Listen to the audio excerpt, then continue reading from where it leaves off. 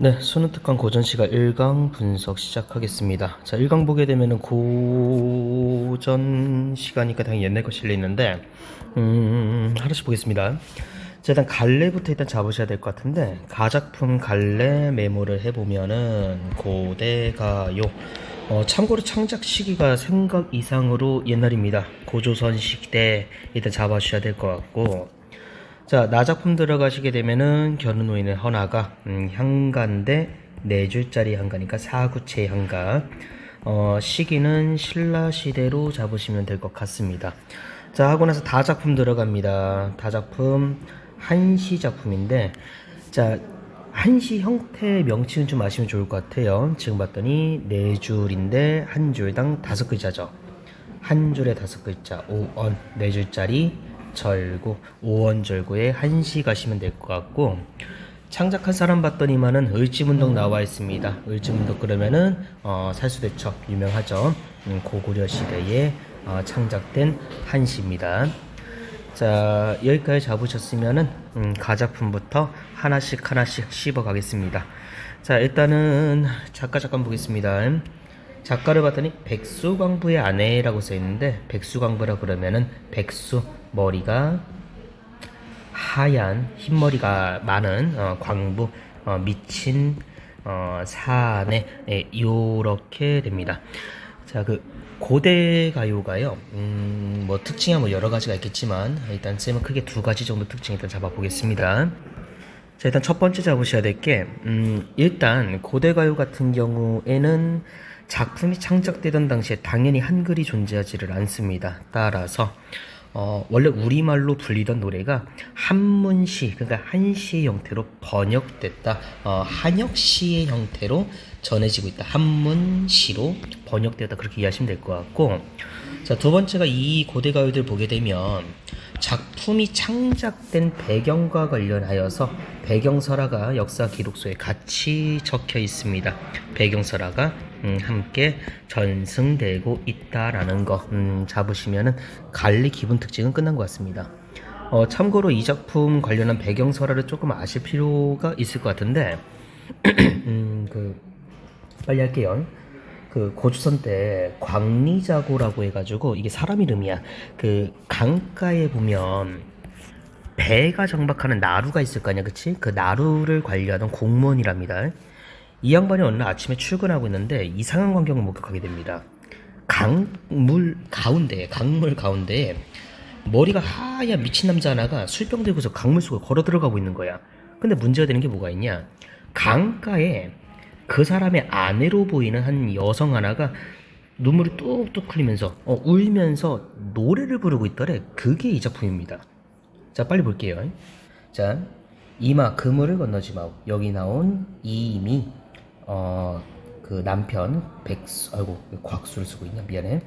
백수 광부, 머리가 하얀 미친 남자 남편 생각하시면 될 것 같고, 이미시여 그물을 건너지 마오. 자, 물이 있다는 이 화자에게는 부정적인 소재다는 전제 깔 수 있을 것 같습니다. 임에 대한 염려의 마음이라든가 임을 걱정하는 마음이 담겨있는 소재다, 이렇게 이해하시면 될 것 같아. 아무튼 건너지 마오.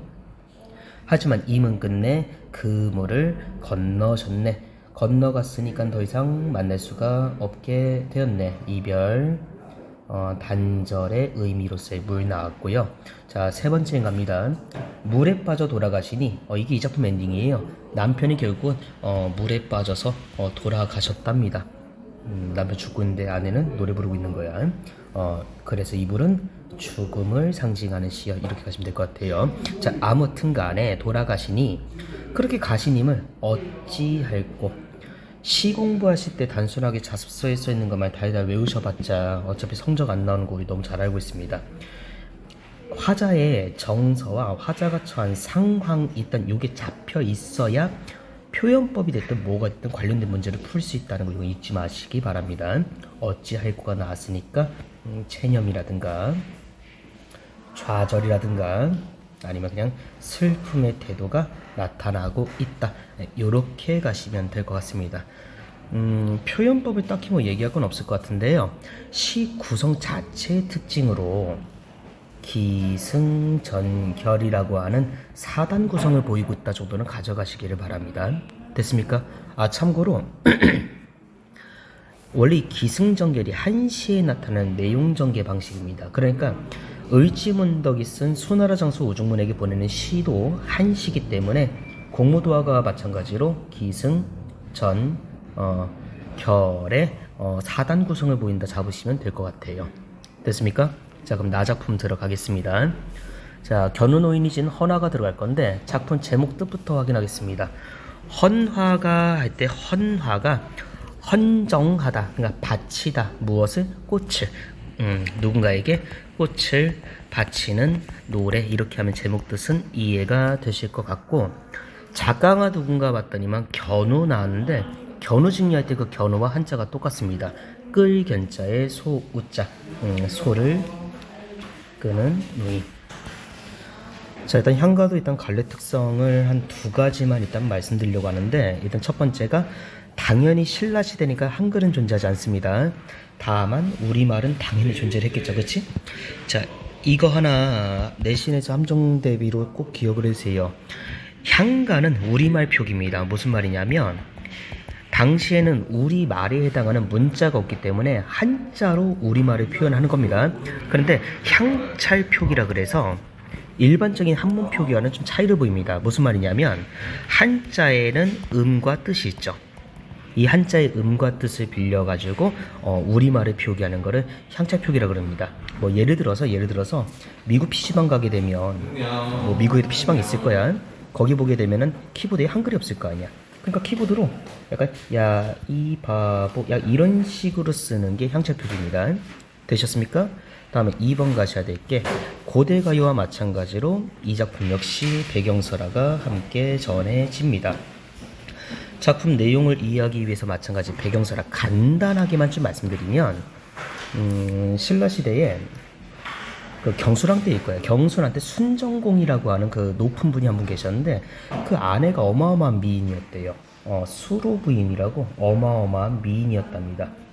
이 양반이 얼마나 미인이었냐면은 약간 이 양반이 아내랑 같이 가마 타고서 해안절벽 드라이브 하는 걸 되게 좋아했었는데, 아니 바닷가에 살고 있는 용이 나타나가지고 이 미인을 납치할 정도로 그 정도로 미인이었대요. 이 작품도 이 수로 부인의 아름다움과 관련한 작품입니다. 자, 어느 날 순우 부인이 남편과 함께 해안 드라이브를 계속하고 있었는데, 해안 드라이브를 하는 상황인데 이렇게 길 맞은편에서, 자 수로 부인이야 길 맞은편에서 한 나이든 한 남자가 소 한 마리를 이렇게 끌고서 가다가 마주친 거야. 근데 너무 이쁜 게 문제야. 그래서 이 노인이 소를 끌고 가던 노인이 노래를 부르면서 수루 부인에게 자신의 마음을 표현했답니다. 내용 볼게요. 자줏빛 바위가에, 자, 별 의미는 없을 것 같아요. 현재 이들이 있는 공간 정도로 이해합시다. 자줏빛 바위가에 잡고 있는 암소를 놓게 하시고, 아까 끌고 가던 그 암소 계속 할게요. 나를 아니 부끄러워하신다면 여기서 나가 아까 소를 끌고 가던 노인, 견우 노인이라고 하시면 되겠죠. 부끄러워하신다면 그대에게 꽃을 꺾어서 바치오리다. 꽃이라 그러면 이 노인의 사랑, 연정 혹은 동경의 태도가 담겨있는 소재구나, 이렇게 이해하시면 될 것 같습니다. 내용 그렇게 어렵진 않죠. 이렇다 할 표현법도 딱히 보이지는 않는 것 같습니다. 됐습니까? 자, 이렇게 하면은 작품 속의 화자가 표면적으로 드러난다, 요 말 가능할 것 같고요. 대상이 되고 있는 게, 청자가 되고 있는 게 수로 부인인데 앞만 봐도 작품 본문에는 청자가 나타나지를 않습니다. 됐습니까? 이렇게 보면 나 작품 같은 경우는 그래도 배경설화 속에 이 노래를 누가 지었다가 좀 아주 분명하게, 아주 구체적으로 드러난다 말할 수 있을 것 같은데, 문제가 아까 저 가작품이에요. 일단 수능 특강 내에서는 백수광부의 아내라고 있다는 적혀있긴 합니다만은 수업하시는 쌤에 따라서 요 얘기를 곁들이시는 분이 좀 있을 것 같아요. 자, 무슨 얘기냐면 아까 배경설화 얘기했던 걸로 제가 다시 돌아가겠습니다. 아까 광리자구가 출근길에 아까 그 장면을 봤다며. 웬 남자가 물에 들어가고 죽고 아내가 울면서 노래 부르고 있는 거 됐지? 그날 밤에요, 광리자구 이제 퇴근하고 나서 집에 가서 자신의 아내인 이름이 여옥이래요. 자신의 아내한테요 이 얘기를 해줬대요. 아, 나 아침에 그 출근하는데 이상한 거 봤잖아. 그래, 사람 죽고 있는데 와이프가 울고 있더라고. 이런 얘기를 해준 거야. 그랬더니만 이 아내가요 그 공후라고 해서 네이버 검색해 보시면은 약간 우쿨렐레 비슷하게 생긴 약간 옛날 현악기 있습니다. 딩딩딩 이렇게 치는 게 있어요. 그 공후를 연주하면서 아, 참 가슴 아프구나 하고서 노래를 불렀대요. 노래를 불렀대. 근데 문제가 뭐냐면 다음날 이 아내인 여옥이요 이웃에 살고 있는 다른 여자에게 이 노래를 전달을 했다는 거야. 그랬더니 이 여인이 와, 참 좋은 노래다 하고서 동네방네 소문을 냈나 봐요. 포인트는 뭐냐면 분명 이 노래를 처음 부른 건 분명히 저 백수광모의 아내일 건데 현재 우리가 보고 있는 요 형태의 가사며 그 당시 멜로디도 있었을 거 아니야, 그치? 이 가사와 악곡을 정확히 누가 창작했는가는 배경설화를 봤을 때 조금 뭐라고 해야 돼? 좀 논란이 있을 수가 있다. 그러니까 정확한 이 작자가 누군지 조금 불분명하다는 특징이 있다. 여기까지 수업하시는 쌤도 아마 계시지 않을까 그 생각이 듭니다. 가나 작품 끝. 그러면은 다작품 을지문더 작품을 넘어가겠습니다. 참고로 저 같은 경우는 여기 실려있는 요 제목보다도 요 제목이 훨씬 더 눈에 익은 것 같아. 여수장 우중문시요. 그 유명하죠. 수나라가 고구려를 침략을 합니다. 근데 문제가 되는 게 고구려 침략했는데 그 일단 전쟁 났으니까 얼마나 아프겠냐, 그치? 그러다가 뭐 치고받고 막 하다가 결국 뭐 을지문덕이 그 유명한 살수대첩으로 우리가 승리를 거둔 뭐 그런 전쟁이잖아, 그치? 아무튼 그 전쟁 과정에서 수나라 장수인 우중문에게 보낸 시랍니다. 내용 그냥 들어갈게요. 자, 신기한 계책은 천문을 꿰뚫고, 천문 그러면 하늘의 이치를 완전히 꿰뚫었고, 묘한 계산은 지리에 통달했네. 요렇게 일단 묶어보겠습니다. 자, 누가 계책이 천문을 꿰뚫고 누가 계산이 통달했다는 거냐? 이거 당연히 수나라 장수인 여중문이 돼요. 그러니까 앞에 기승 부분 같은 경우는 다시 할게요. 왜 여수를 쓰고 앉아있냐? 수나라 장수인 우중문에 대해서 약간 좀 칭찬하는 거, 그대 능력 뛰어나 라고 얘기하는 거, 이렇게 이해하시면 될 것 같은데, 문제가 밑에 두 줄가 있습니다. 싸움에 이겨서 공이 이미 높으니 만족함을 알고 그만두기를 바라겠소. 여기다 지금 표시 한번 해볼게요. 그만두기를 바라겠소. 결국 하고 싶은 말은 요 한마디일 것 같아.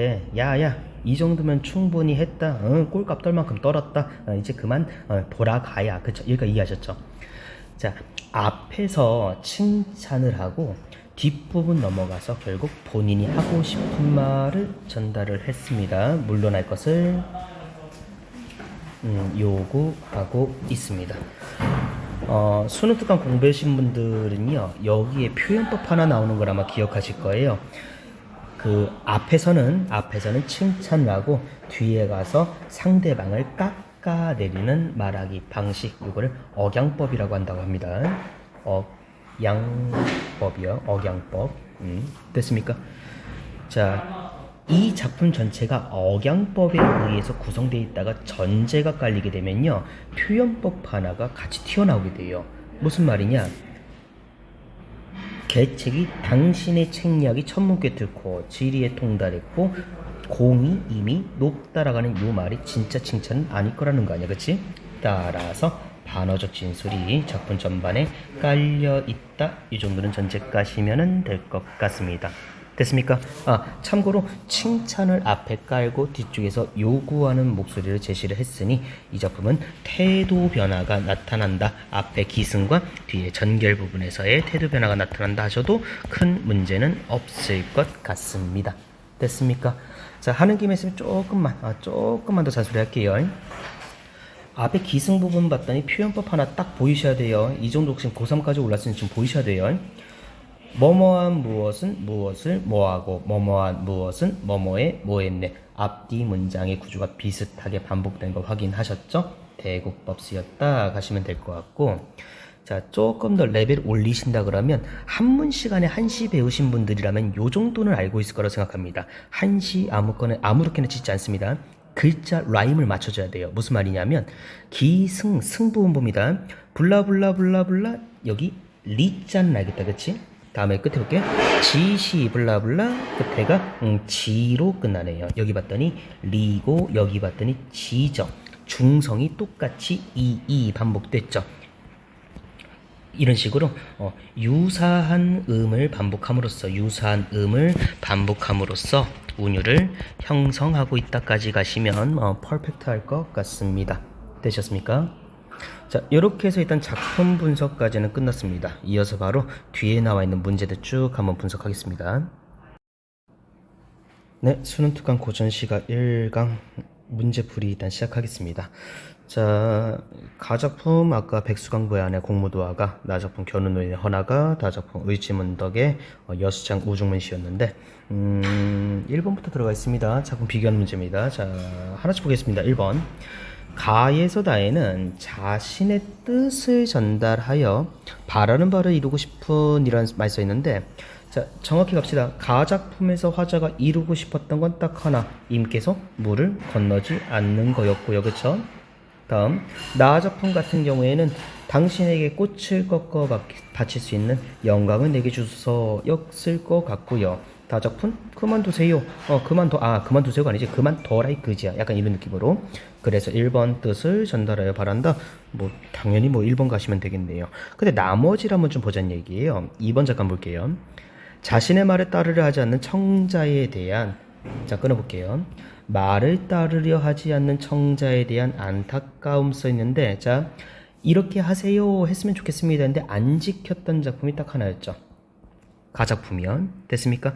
임께서 건너서 돌아가셨잖아. 그치? 안타까움. 오케이. 그래서 2번 지울 수 있을 것 같고, 자, 3번 들어가시게 되면 가와 나에는 자신이 약속한 것에 대해서 책임을 지지 않으려고 한다라고 써있는데,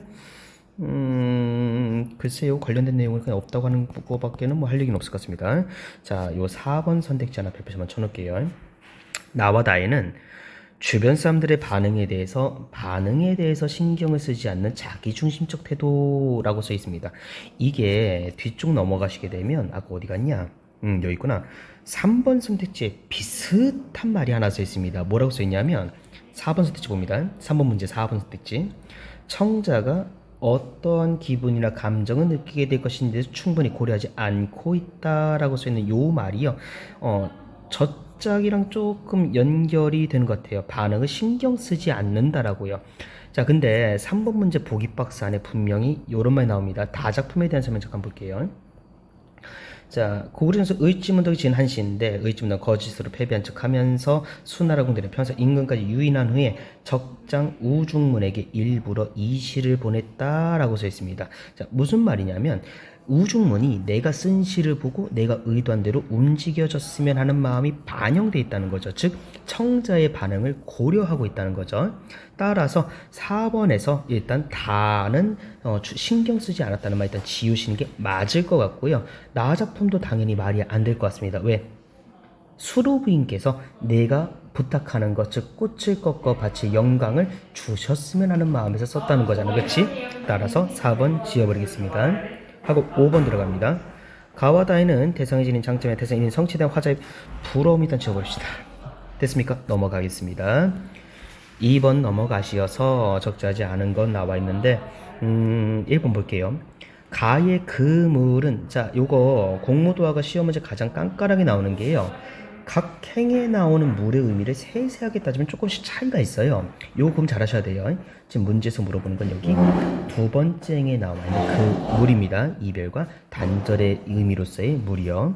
아무튼 자, 그 물과 나의 자줏빛 바위가는 공간적 배경으로, 그렇지, 화자와 관련된 구체적 상황을 떠올리게 한다. 물에서는 임 빠져 죽고 나에서는 수로부인과 마주쳤고. 맞는 말 가겠습니다. 2번 가겠습니다. 끝내 그물을 건네셨네와 다의 신경계치 묘한계사는 청자의 행위에 대한 화자의 심리나 태도를 드러내셨다.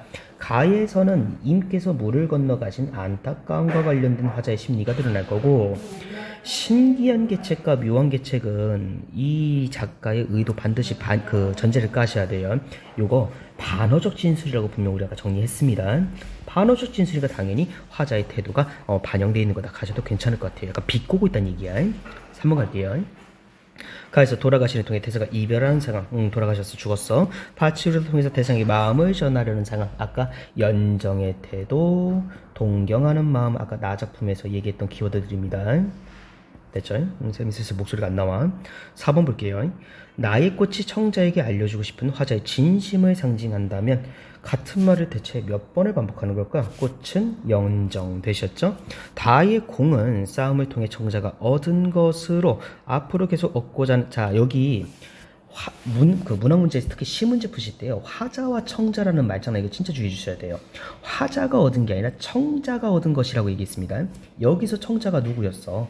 여수장 우중문이었습니다. 따라서 우중문이 공을 이미 충분히 얻었으니까 그만해라였습니다. 따라서 맞는 말로 갈 수가 있겠네요. 정답은 바로 5번 가겠습니다. 암소 바로 포기했잖아. 꽃을 위해서. 됐습니까? 자, 마지막 3번 문제 분석 마무리하겠습니다. 보기 선생님 요청에 대한 학생 답변으로 적절하지 않은 것은 나와 있는데 얘는 뭐 그냥 바로 그냥 4번 가볼게요. 자, 가나의 화자와 달리 다의 화자는 자, 아까 여수정 우주문입니다. 자신의 청자에 전해졌을 때 청자가 어떠한 기분 감정 느끼게 될 것인지 고려하지 않았다라고 써있는데 분명 이 시는 일부러라고 아까 보기 박스에 확인했습니다. 상당히 의도적인 작품이기 때문에 고려하지 않았다 말 지어버리면 될 것 같습니다. 예, 이렇게 해서 일단 1강 마무리하겠습니다.